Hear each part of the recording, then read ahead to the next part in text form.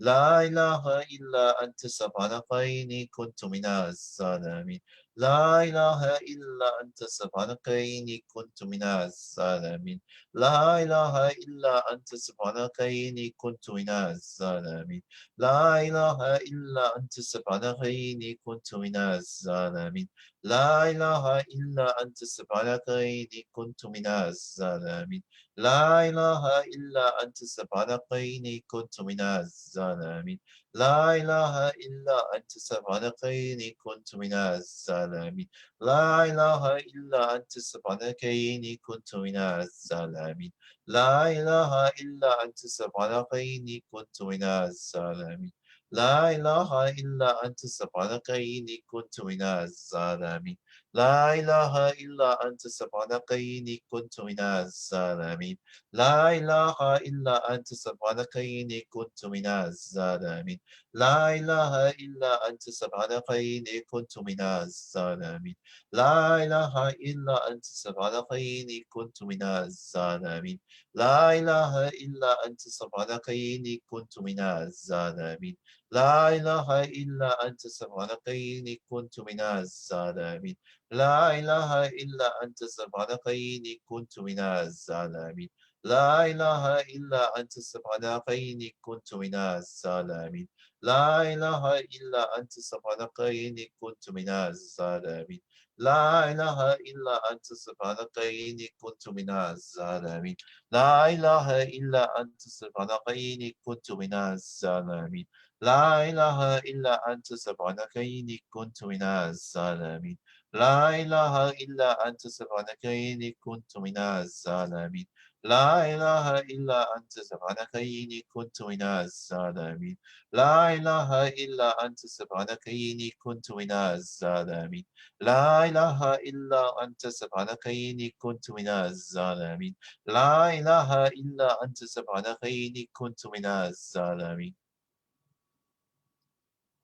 لا إله إلا أنت سبحانك إني كنت من الظالمين لا إله إلا أنت سبحانك إني كنت من الظالمين لا إله إلا أنت سبحانك إني كنت من الظالمين لا إله إلا أنت سبحانك إني كنت من الظالمين لا إله إلا أنت سبحانك إني كنت من الظالمين لا إله إلا أنت سبحانك إني كنت من الظالمين لا إله إلا أنت سبحانك إني كنت من الظالمين لا إله إلا أنت سبحانك إني كنت من الظالمين لا إله إلا أنت سبحانك إني كنت من الظالمين لا إله إلا أنت سبحانك إني كنت من الظالمين لا إله إلا أنت سبحانك إني كنت من الظالمين لا إله إلا أنت سبحانك إني كنت من الظالمين لا إله إلا أنت سبحانك إني كنت من الظالمين لا إله إلا أنت سبحانك إني كنت من الظالمين لا إله إلا أنت سبحانك إني كنت من الظالمين لا إله إلا أنت سبحانك إني كنت من الظالمين لا إله إلا أنت سبحانك إني كنت من الظالمين لا إله إلا أنت سبحانك إني كنت من الظالمين لا إله إلا أنت سبحانك إني كنت من الظالمين لا إله إلا أنت سبحانك إني كنت من الظالمين لا إله إلا أنت سبحانك إني كنت من الظالمين لا إله إلا أنت سبحانك إني كنت من الظالمين لا إله إلا أنت سبحانك إني كنت من الظالمين لا إله إلا أنت سبحانك إني كنت من الظالمين لا إله إلا أنت سبحانك إني كنت من الظالمين لا إله إلا أنت سبحانك إني كنت من الظالمين حسبنا الله ونعم الوكيل ولا قوة إلا بالله العلي العظيم سلام قولهم من رب الرحيم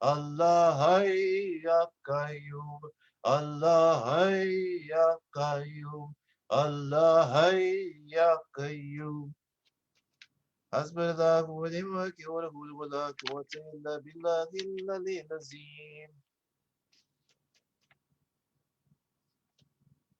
Calling on Allah's beautiful names.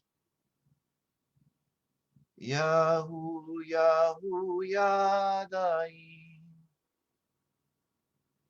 Yahu, Yahu, Yadai. Yahu, Yahu, Yadai. Allah, Yahu, Yadai. Ya Daim, Ya Daim, Ya Daim, Ya Allah. Ya Daim, Ya Daim, Ya Daim, Ya Allah. Ya Halim, Ya Halim, Ya Halim, Ya Allah. Ya Halim, Ya Halim, Ya Halim, Ya Allah, Ya Hafiz, Ya Hafiz, Ya Hafiz, Ya Allah, Ya Hafiz, Ya Hafiz, Ya Hafiz, Ya Allah. Ya Latif, Ya Latif, Ya Latif, Ya Allah. Ya Latif, Ya Latif, Ya Latif, Ya Allah. Ya Ghaffar, Ya Ghaffur, Ya Ghaffar, Ya Ghaffur, Ya Ghaffar, Ya Ghaffur, Ya Ghaffar, Ya Ghaffur, Ya Sattar, Ya Fatah, Ya Sattar, Ya Fatah, Ya Sattar, Ya Fatah, Ya Sattar, Ya Fatah. Ya Mujib, Ya Mujib, Ya Mujib, Ya Allah. Ya Mujib, Ya Mujib, Ya Mujib, Ya Allah. Ya Mu'in, Ya Mu'in, Ya Mu'in, Ya Allah. Ya Mu'in, Ya Mu'in, Ya Mu'in, Ya Allah. Ya Mughith, Ya Mughith, Ya Mughith, Ya Allah. Ya Mughith, Ya Mughith, Ya Mughith, Ya Allah, Ya Wadud, Ya Wadud, Ya Wadud, Ya Allah, Ya Wadud, Ya Wadud, Ya Wadud, Ya Allah, Ya Rahman, Ya Rahim, Ya Rahman, Ya Rahim. Ya Rahman, Ya Rahim, Ya Rahman, Ya Rahim, Ya Hanan, Ya Manan, Ya Hanan, Ya Manan, Ya Hanan, Ya Manan, Ya Hanan, Ya Manan, Ya Dayyan, Ya Subhan, Ya Dayyan, Ya Subhan, Ya Dayyan, Ya Subhan, Ya Dayyan, Ya Subhan, Ya Subhan, Ya Sultan, Ya Subhan, Ya Sultan, Ya Subhan, Ya Sultan, Ya Subhan, Ya Sultan. Ya Sultan, Ya Sultan, Ya Sultan, Ya Allah. Ya Sultan, Ya Sultan, Ya Sultan, Ya Allah. Ya Salam, Ya Salam, Ya Salam, Ya Allah. Ya Salam, Ya Salam,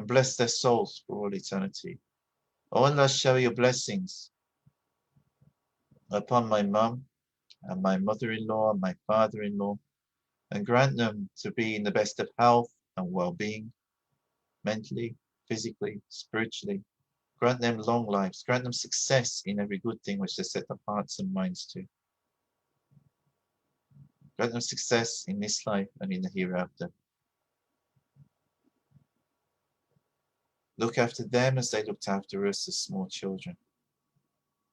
Forgive them for any sins and mistakes they've made up until this point. Grant them to be under your divine guidance, blessings and support.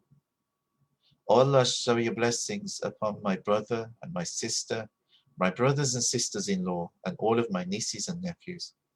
Grant them to be in good health and well-being. Grant them to be under your blessing and divine support, and success in every good things which they set their hearts and minds to.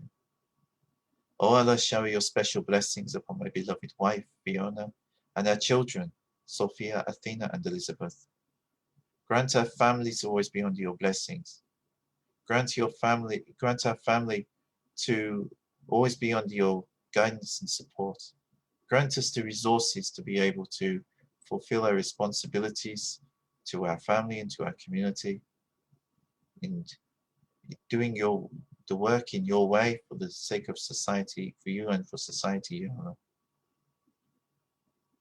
O Allah, shower your blessings upon us. Forgive us for our mistakes and our sins. Keep us inspired on the right path. Guide my children. Bless their souls.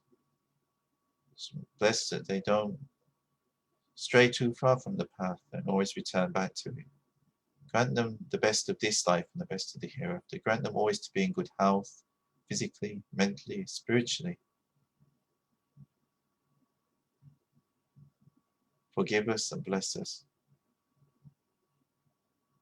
Ya Allah, we utterly depend on you and trust you. No one else that can answer prayers or support any of us. And thank you for all the many blessings you grant us, all the good things we enjoy and experience every day. Forgive us for not thanking you enough. O Allah, shower your blessings, especially on this day, to Mawlana Shaykh Hisham Kabbani and his family. Bless his soul. Raise his station in your divine presence. Grant him more divine support and blessings. Grant him the best of health, mentally, physically, spiritually. Grant him to always be very, very blessed, Ya Allah. And thank you for granting us such lovely sheikhs. We are very fortunate, very blessed. And Ya Allah, bless Nahdlatul Ulama on their 95th birthday. Grant that this organization may continue to go from strength to strength and continue to be a blessing for our human family as well as the people of Indonesia. Grant that them stay true to their values and beliefs and also in tune with the times. Bless all of the hardworking Kiai and Sheikhs, Ulama, Ustads, students, everyone involved in Nahdlatul Ulama. Keeps the organization going and makes it a success. Bless all of them and all their organizations. O Allah, shower your blessings on this day, also on my friends who've been with me through thick and thin, especially those who've been with me through thick and thin, especially Sheikh Robin and his family, Sheikh Amran and his family, Sheikh Mohammed Adil and his family, Mohammed Abbasi and his family, Dr. Khurshid and his family, Rafiq and his family, Jamil and his family, Nasa and his family, Fad and his family. Ya Allah, grant him reprieve from his current tests. Make things easier for him, Ya Allah. Grant him success. Bless Zaid and his family. Bless Davinder and his family. Sakonder and his family.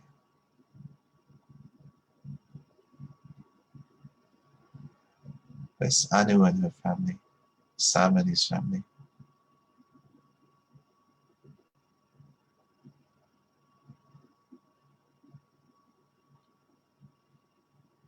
Bless all of my friends. Bless also Johnny and his family. Keep him always under your divine blessing, support, Ya Allah. Sean and his family. Tafadzwa and his family. Pakul and his family. Shaf and his family. Bless Her Majesty the Queen and her family. Bless Bakhbidwan and his family. Hassan and his family. Ihya and his family. Dhikr and his family. Wifni and her family. Agus and his family. Amin and his family. Adnan and his family. Ridwan and his family.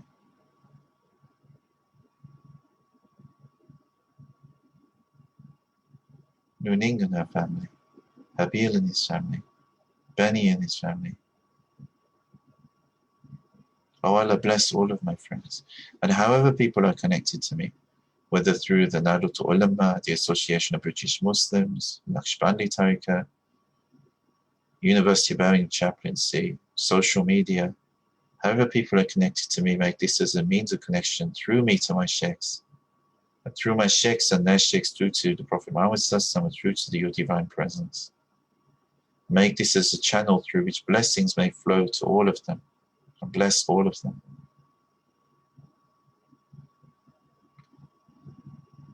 Ya Allah, Ya Allah, bless Hamza and his family.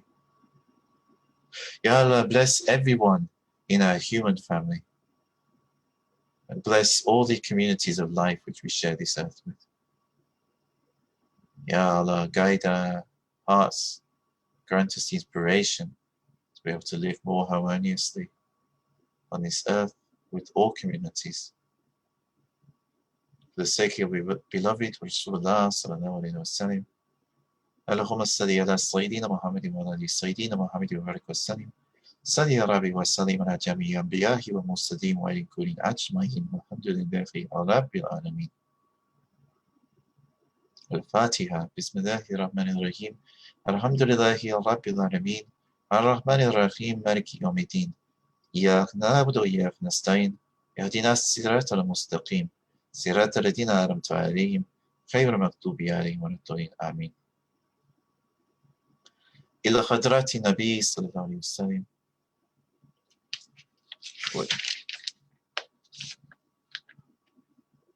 وآله وصحبه الكرام وإلى واقع سوي أنبياء ومرسلين وكرماء الشرعين وإلى أواقع مشايخنا في تلك النقشبندية الآلية قصدني لروحي إمام طريقة وقوتي كليك شعبودي نقشبند ومدل ويسي وبكاري وإلى مولانا الشيخ عبد الله فايز داغستاني وإلى زندبير وإلى صوفي عبد الله وإلى مولانا الشيخ نازم وإلى مولانا الشيخ هشام كباني وإلى الشيخ دانك بدرودين وإلى غوستور وإلى الشيخ بادشاه وإلى الشيخ حبيب الله وإلى الشيخ داود رسوين وإلى الشيخ محمد ديو وإلى الشيخ نور كباني وإلى صعيري سلطين وصديقيون الفاتحة.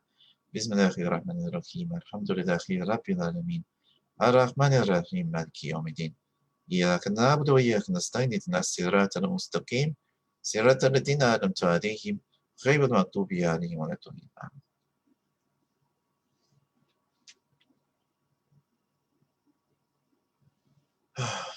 الحمد لله الحمد لله. بسم الله.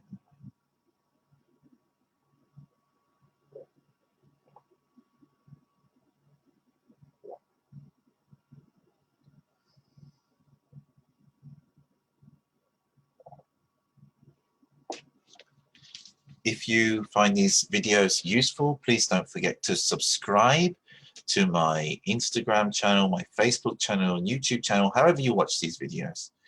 The Dhikr at the moment is live every Thursday at 6:30 p.m.